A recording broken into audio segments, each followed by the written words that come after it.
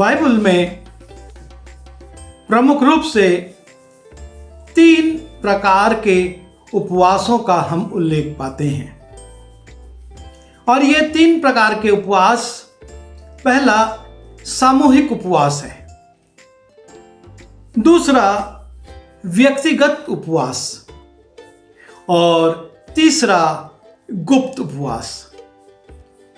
और ये तीनों प्रकार के उपवास अलग अलग समय में, अलग अलग परिस्थितियों में लोगों के द्वारा किए जाते हैं। जब हम एस्तर की पुस्तक में जाते हैं, वहाँ पर एस्तर रानी मोर्दकै से कहती है कि मैं महल में अपनी सहेलियों के साथ उपवास करूंगी और तू शूशनगढ़ में वहाँ के यहूदियों के साथ उपवास करना।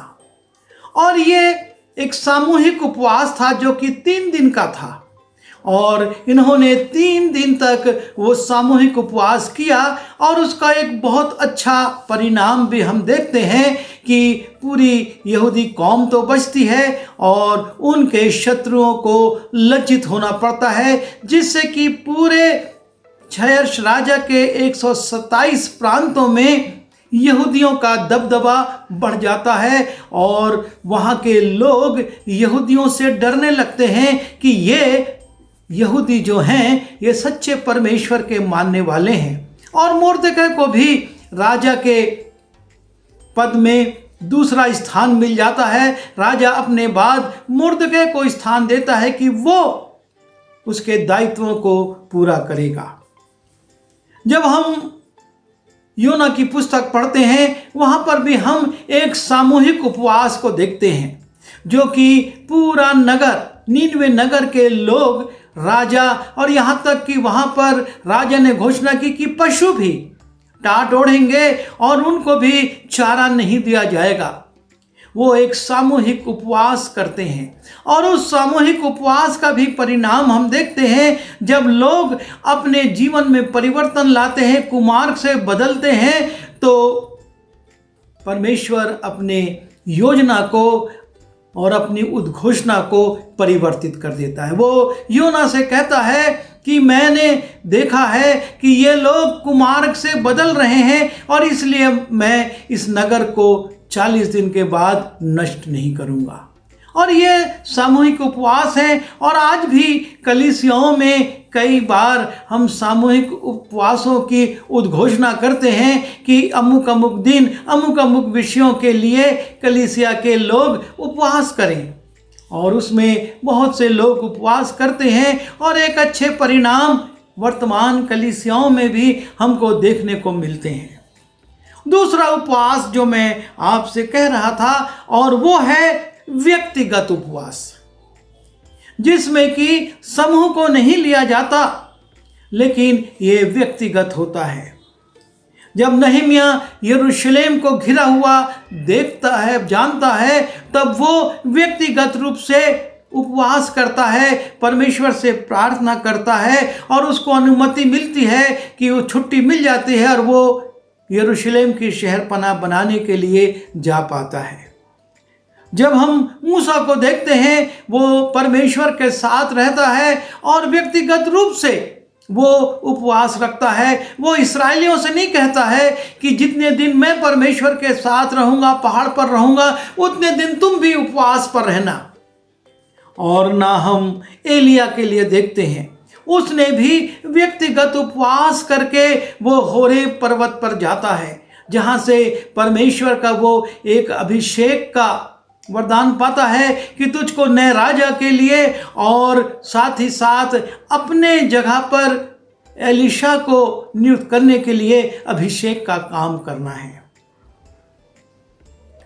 योना भी जब मगरमच्छ के पेट में था, वो व्यक्तिगत उपवास करता है और यीशु मसीह का उपवास भी एक व्यक्तिगत उपवास था। तीसरा उपवास जो हम देखते हैं, और उसको यीशु मसीह ने अपने लोगों से कहा। जब हम यीशु मसीह के पर्वतीय उपदेशों में जाते हैं, यीशु मसीह अपने लोगों को धर्म के ढोंग को या दिखावे को मना करते हैं। यीशु मसीह नहीं चाहते हैं कि धर्म के जो काम हैं या जो हमारी धार्मिकता है वो आडंबर के रूप में लोगों के सामने प्रकट हो। और इसलिए यीशु मसीह मत्ती रचित सुसमाचार उसके 6वें अध्याय के 18वें पद में कहते हैं, जबकि 16वें पद से हम पढ़ते हैं तो वो उपवास के विषय में कह रहे हैं।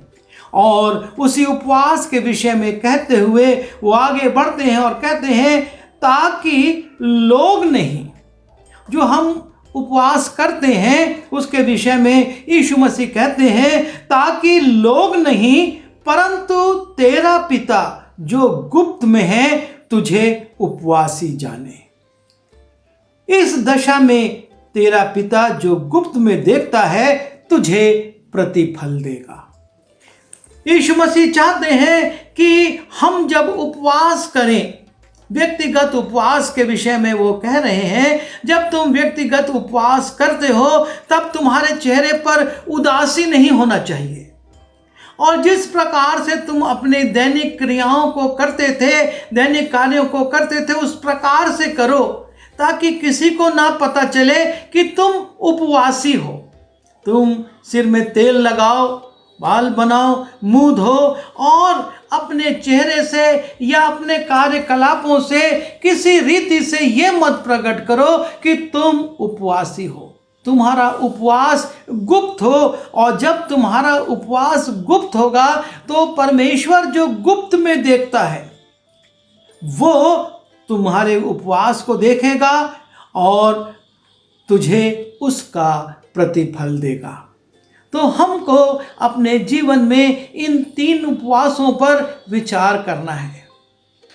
यह अच्छी बात है कि कोई ऐसा विषय जो कि पूरे देश को, पूरे प्रांत को, पूरे समाज को प्रभावित करता है, उसके लिए हम सामूहिक उपवास करें। परमेश्वर के वचन में बहुत बार ये उपवास हुआ है। एजरा ने भी जब वो लंबी यात्रा पर निकल रहा था, बाबुल से यरूशलेम की ओर लगभग 4 महीने की यात्रा करना थी, और उसके बाद पास सोने के पात्र थे, सोने के बहुत सारे मंदिर के पात्र थे। उसने भी अहवा नदी के किनारे सामूहिक उपवास के लिए लोगों का आह्वान किया था। ये आह्वान बुरा नहीं है, सामूहिक उपवास किया जा सकता है, लेकिन वो उन समस्याओं के लिए जो कि सामूहिक रूप से पूरे समाज पर या पूरे देश पर, जैसे इन दिनों में कोरोना जब फैला तो बहुत जगहों पर इसके लिए सामूहिक उपवास किए गए। लोगों ने सामूहिक उपवास रखे, और उसके बाद व्यक्तिगत उपवास भी अच्छा है। व्यक्तिगत उपवास करना हम बहुत से पात्रों ने करे और उनके विषय में लोगों को मालूम हुआ, लेकिन उन्होंने इसका ढिंढोरा नहीं पीटा। मूसा के चेहरे से किरणें निकलने लगी, लेकिन वो उसका ढिंढोरा नहीं पीटता कि मैंने 40 दिन का उपवास किया, या एलिया ने या यीशु मसीह ने कि मैंने सामर्थ के लिए और दुष्ट को पराजित करने के लिए, उस पर विजयी होने के लिए उपवास किए। पर परमेश्वर ये चाहता है कि आप और मैं अपने जीवन को प्रभु के सामने रखें। 3 बातों पर यीशु मसीह ने बहुत जोर दिया जो कि गुप्त होना चाहिए। पहली, उसने प्रार्थना पर जोर दिया कि तुम गुप्त में परमेश्वर से प्रार्थना करो, और गुप्त में देखने वाला परमेश्वर तुम्हारी प्रार्थनाओं को सुनेगा और प्रत्युत्तर देगा। दूसरा, उसने जोर दिया था कि तुम्हारा दान गुप्त हो। तुम्हारा दाहिना हाथ जो दे रहा है वो बायां हाथ भी ना जानने पाए, इतना गुप्त रीति से तुम भेंट लाओ, परमेश्वर को दो, और परमेश्वर जो गुप्त में देखता है वो उसका प्रतिफल तुमको देगा। और तीसरी बात प्रभु यीशु मसीह ने अपने पर्वतीय उपदेश में कही कि तुम्हारा उपवास भी गुप्त हो। जब हम अपने व्यक्तिगत जीवन के आत्मिक उत्थान के लिए, अपने परिवार के लिए, अपने बच्चों के लिए, अपनी नौकरी के लिए या अपनी किसी और आवश्यकता के लिए उपवास करते हैं, इस उपवास को हमको लोगों पर, समाज पर प्रकट नहीं करना है, बल्कि उस दिन यदि हम टिफिन लेकर चलते हैं तो हमको टिफिन लेकर निकलना है और उस टिफिन को हमें किसी गरीब को दे देना है, क्योंकि यशायाह में उसने यही कहा, उपवास करती है कि अपनी रोटी दूसरे को दे देना। और ये गुप्त उपवास है जिससे कि हमारे प्रिय लोग भी नहीं जान सकेंगे कि हम उस दिन उपवासी हैं, पर हमारा परमेश्वर जानेगा। और इसलिए प्रभु हमारी सहायता करे, जबकि उपवास काल में हम हैं और ये उस उपवास काल सर्वविदित है।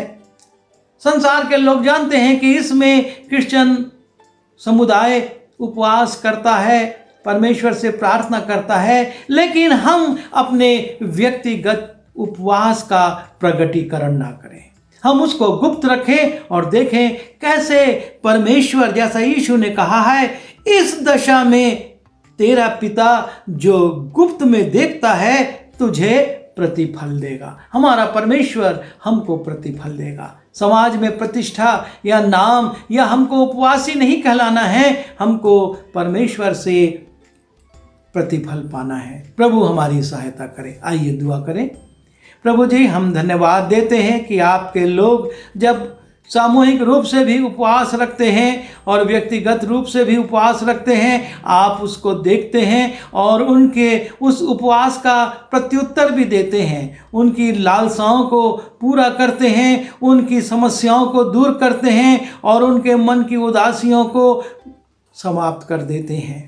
पर आप चाहते हैं कि आपके लोग गुप्त में उपवास रखें, ताकि आप जो कि गुप्त में देखने वाले परमेश्वर हैं उससे प्रसन्न हो और उसका प्रतिफल हमको दे। और इसलिए प्रभु हमारे अंदर ऐसी लालसा उत्पन्न कीजिए कि हम अपने उपवासों को गुप्त रखें, जो हमारे व्यक्तिगत उपवास हैं उसको हम गुप्त रखें और आपसे उसका प्रतिफल प्राप्त करें।